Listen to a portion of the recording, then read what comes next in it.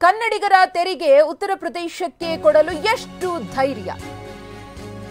ಕನ್ನಡಿಗರ ತೆರಿಗೆಯನ್ನು ಉತ್ತರ ಪ್ರದೇಶಕ್ಕೆ ಕೊಡೋಕೆ ಎಷ್ಟು ಧೈರ್ಯ? ಆನೇಕಲ್ನ ಹೆನ್ನಾಗರ ಗ್ರಾಮದಲ್ಲಿ ಡಿಕೆ ಸುರೇಶ್ ಅವರು ನಡೆಸಿರುವಂತಹ ವಾಗ್ದಾಳಿ ಇದು. ಜನಸಂಖ್ಯೆಯ ಆಧಾರದ ಮೇಲೆ ಜಿಎಸ್ಟಿ ಹಂಚಿಕೆ ಮಾಡ್ತೀವಿ ಅಂತಾರೆ. ಹಾಗಾದ್ರೆ ನಾವು 4 ಮಕ್ಕಳನ್ನ ಹುಟ್ಟಿಸಬೇಕಿತ್ತ ಅಂತ ಡಿಕೆ ಸುರೇಶ್ ಅವರು ಪ್ರಶ್ನೆ ಮಾಡಿದ್ದಾರೆ. ಕೇಂದ್ರದ ವಿರುದ್ಧ ವಾಗ್ದಾಳಿಯನ್ನು ನಡೆಸಿರುವಂತಹ ಪರಿ ಇದು. ಡಿಕೆ ಸುರೇಶ್ ಅವರು ತೆರಿಗೆ ವಿಚಾರದಲ್ಲಿ ರಾಜ್ಯಕ್ಕೆ ಅನ್ಯಾಯ ಆಗ್ತಾ ಇದೆ, ಪ್ರತ್ಯೇಕ ರಾಷ್ಟ್ರದ ಧ್ವನಿಯನ್ನ ಎತ್ತಬೇಕಾಗುತ್ತೆ ಅನ್ನೋ ಹೇಳಿಕೆಯನ್ನ ಕೊಟ್ಟಿದ್ರು. ಅದರ ಬೆನ್ನಲ್ಲೇ ಮತ್ತೊಮ್ಮೆ ಕೇಂದ್ರ ಸರ್ಕಾರದ ವಿರುದ್ಧ ಡಿಕೆ ಸುರೇಶ್ ಅವರು ವಾಗ್ದಾಳಿಯನ್ನ ನಡೆಸಿದ್ದಾರೆ.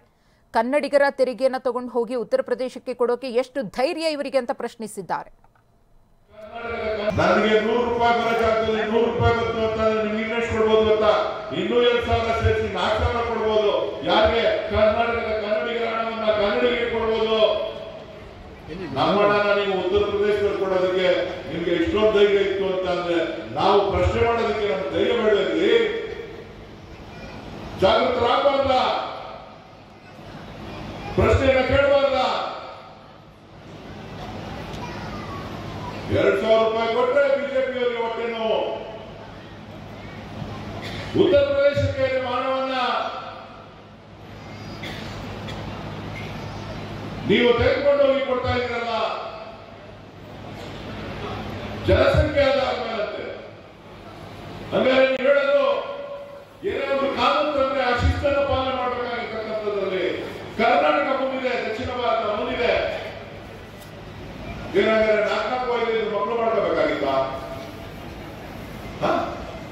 5 ಮಕ್ಕಳು ಮಾಡ್ಕೋಬೇಕಾಗಿತ್ತ? ಕುಟುಂಬ ಕಲ್ಯಾಣ ಯೋಜನೆ ಜಾರಿ ಬಂತು.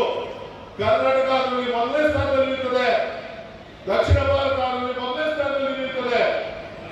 ನಿಮ್ಮ ಹಣ ಎತ್ಕೊಂಡೋಗಿ ಇಲ್ಲ, ಜನಸಂಖ್ಯೆ ಜಾಸ್ತಿ ಇದ್ದಾರೆ, ನಿಮ್ ದುಡ್ಡೆಲ್ಲ ಹಾಕೊಡ್ತೀವಿ, ಉತ್ತರ ಪ್ರದೇಶಕ್ಕೆ ಕೊಡ್ತೀವಿ, ಗುಜರಾತ್ ಕೊಡ್ತೀವಿ, ರಾಜಸ್ಥಾನ ಕೊಡ್ತೀವಿ, ಬಿಹಾರ ಕೊಡ್ತೀವಿ ಅಂತ ಅಂದ್ರೆ ನಾವೇನು ನಿಮ್ ಮುಂದೆ ಕೈ ಕಟ್ಕೊಂಡು ಭಿಕ್ಷಿಕರ?